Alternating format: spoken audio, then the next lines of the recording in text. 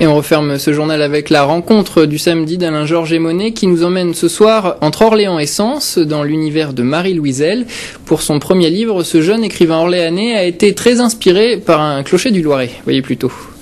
Oui, c'est un véritable roman d'aventure que nous propose Marie-Louise Elle, une aventure qui nous entraîne dans le monde du compagnonnage et de la construction des cathédrales, une aventure qui commence à l'ombre du très surprenant clocher de Faillé-aux-Loges dans le Loiret.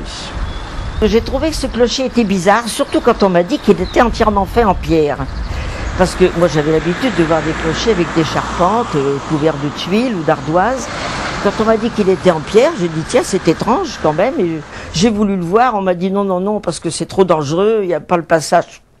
Alors c'est là que j'ai été à la DRAC, où ils m'ont reçu très aimablement. J'ai même été voir les architectes du département sur la place de Gaulle et j'ai demandé ce qu'ils avaient comme document sur ce clocher. Et effectivement, ils m'ont montré un dessin où il y a le clocher qui est creux comme une coquille vide. Et j'ai voulu non pas construire le clocher, mais décrire l'homme qui était parti de rien, de cette église, de ce pays, pour apprendre à construire ce clocher.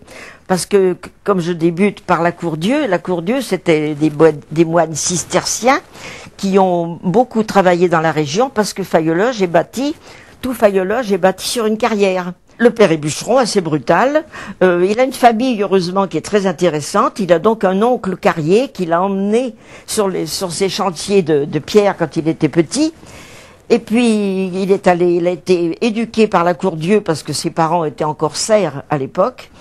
Et de là, il est parti parce que la route de Sens passe tout près. La route, je fais beaucoup de gestes, ça vous dérange pas, non? La route de Sens part d'Orléans, elle traverse toute la forêt d'Orléans.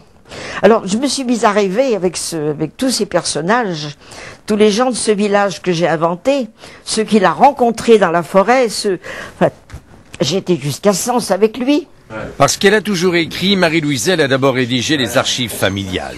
Devenue veuve, cette ancienne femme d'entrepreneur du bâtiment a donc logiquement, à ses yeux, décrit un monde de la construction, celui des cathédrales. Marie-Louise Elle a déjà cueilli plus de 80 printemps. Et plutôt que le psychanalyste, a choisi l'écriture. Elle nous entraîne dans des aventures romanesques, assises sur une réalité solide. Je n'aime pas les inventions.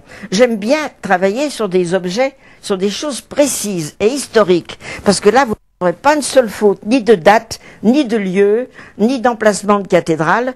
Parce que, en plus de Martin, je suis une fan des cathédrales.